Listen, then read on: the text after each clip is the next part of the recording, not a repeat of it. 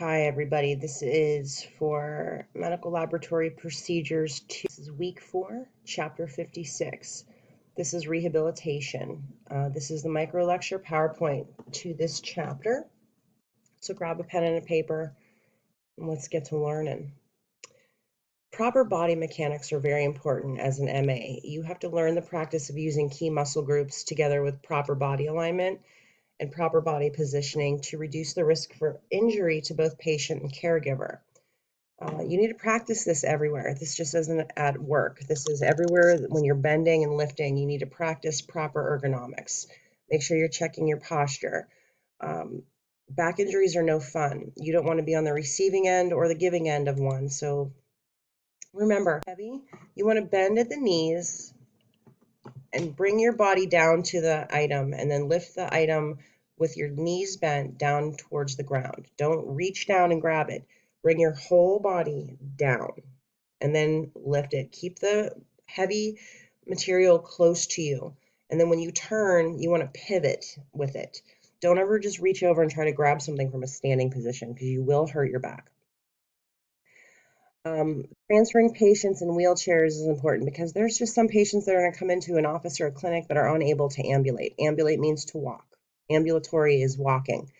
It will help to enlist moving patients from a chair if necessary. Remember safety precautions and use a gait belt for assistance with moving, okay? We have to maintain control of our environment when we are with patient interactions, okay? They cannot fall. That is a potential lawsuit. Don't let it happen.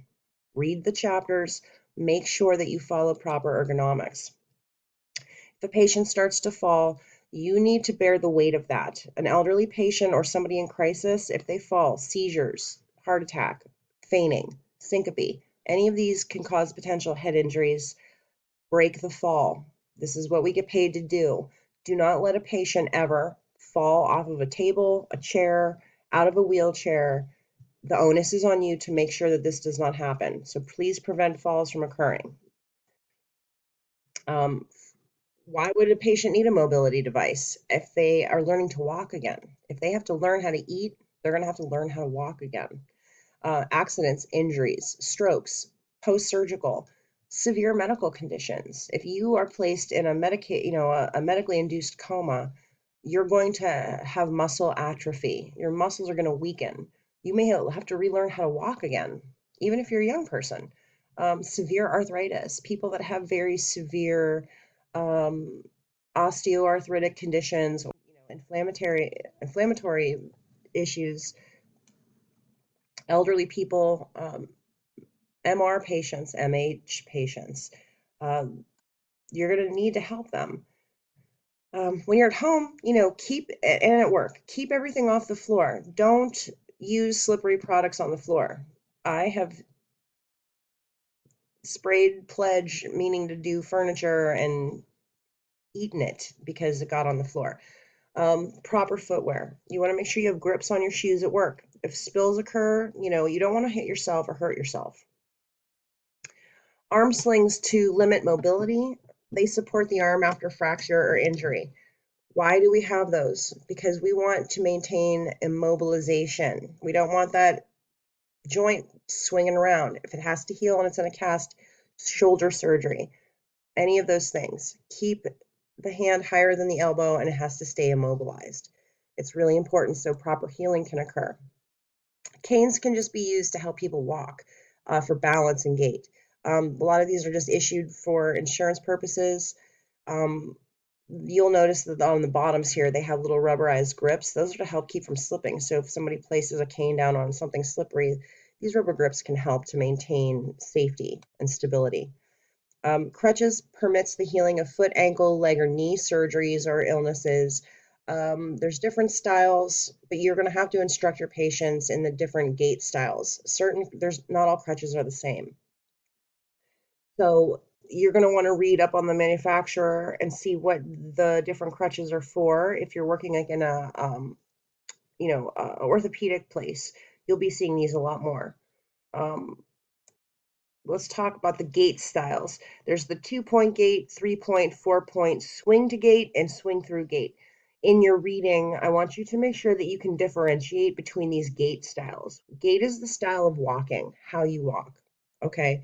Um, you may be required to instruct your patients on certain modifications to their gait or how they walk post-surgical, post-op, post-injury, post-illness. Please make sure that you are comfortable and aware of the differentiation between these gaits. If you have questions, I will refer you back to Cengage in the ebook. Chapter 56 will have all of these differentiations in here. But here's just some different examples of that. So there's your 2-point and there's your 3-point. Obviously, these are those different types of gaits. So you start from here and you go 1, 2, 3. These are all to show your patients the easiest way for them to ambulate. More different styles of the gait styles. So I want you to make sure that you are aware of these and what the differences are in them, because they will be modified depending on what's wrong with your patients. There's just some more examples of that. And they will go into more detail in the book, but these are just some visuals of the different styles of gait that there are. Another mobility device is the walker. This supports patients who aren't able to use crutches. There's several different types of these as well. But you want to make sure that you are explaining and instructing your patients in their proper use, because if they don't use them correctly, they can fall, and you want to make sure that you are giving correct information. Manual wheelchair versus a mobilized wheelchair. These are a lot easier to get than these. These are for people who are really going to spend an inordinate amount of time inside the wheelchair. I am talking about people who really cannot ambulate whatsoever. These are way more expensive. Sometimes insurance won't cover these. You have to go through all kinds of stuff to get these guys. They're available for everybody, but this is kind of more of a undertaking to get. These, they give out like water. So it depends on what kind of insurance that your patients will have. Range of motion exercises are important because it's any body action that involves muscles, joints, and natural directional movements. So there's different types. There's abduction and adduction. There's extension and flexion. So from here is a flexion and there's an extension, right? Pronation, rotation, all of these different things can help. A lot of times people don't want to hear this because people want to kind of lay in their post-surgical pain, right? Any physician or provider is going to tell you the quicker, and this is again, after childbirth, after surgery, you're going to have some nurses that are going to come in and say, get up, go to the bathroom, get up and go to the bathroom. They're not being pushy. They're not trying to ruin your life. What they're trying to do is to get you to get up, because the more that you lay down and you're not moving around, that can also invite clots and embolisms. So you want to get up, you want to get moving, you want your circulatory system to be constantly moving. And there's all different types of reasons. Plus, you've had a surgery. I say it all the time. You use it or you lose it. Okay, so even after you've had a huge total knee replacement, these doctors and their staff are going to push these patients to get up off their dupas and start walking. Lots of people don't want to do that. A lot of people are going to say, oh, it hurts. I need more pain pills. No more. The new parameters are that is not something that you're going to be, that's not the first step to treatment for pain post-operatively. You need to get them up and move them around. And you have to explain to them why that's important, because a lot of times you're going to be met with resistance about getting up and ambulating after a painful procedure. And I get it. We've all had painful procedures done. The very last thing that you want to hear is some sweet little bubbly, sweet little staff member come in and say, get up and walk around. That's exactly what they have to do, because it will cause more problems long-term down the road if they're not able to ambulate correctly. So you have to be kind of the cheerleader, and you may get people that are snarky with you, but this is just something that we have to do. So you have to kind of be the patient educator here and explain to them and show them empathy. Yes, I understand that you're in pain. This is not fun. But if you want to feel better, we have to get up and move around. And you can tell them, we don't want to have you have problems with blood clots.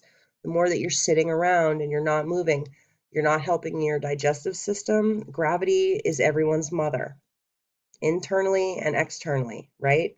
So if you're laying there and you're in pain after a surgical procedure, I get it. We've all had this happen. But if you want to have a bowel movement, you have to kind of get up and walk around. You have to get up after a knee surgery, a hip surgery. It's the very last thing that these people want to hear. And it's the information that we have to relay to them. Not everybody is a recipient of bad news well. Just be cognizant of that. Use your own story. If you've had a surgery, relay that to your patients so they think, okay, at least she understands my pain. You don't ever want to dismiss someone else's pain because pain is subjective to the person that's in pain. Okay. If they tell you that they're in pain, believe them. Don't say, oh, it's not that bad. Empathize, sympathize, but you still have to kind of be like a boot camp instructor and say, doctor needs you up. And another little example and a little tidbit of information I can give you is, and I may have said this before in previous classes, the easiest way to get a patient to comply with your orders is to simply say it in this phrase, okay? I've tried this over 25 years. This always works. It's a definitive statement. You're not pleading, you're not asking. You are basically a staff member of this physician, okay? So when you come in and you're controlling your environment, you're controlling your exam room, if you have information that the doctor wants that patient to do, the easiest way to get a patient to comply is simply to start the sentence saying this. Doctor wants you to. Not the doctor, not a doctor, just say, doctor wants you to da da da da da. Every time I do that, a patient will comply. It's a statement saying, I am an emissary of the physician, and the physician is telling me to tell you. So instead of turning this into a great big soliloquy and a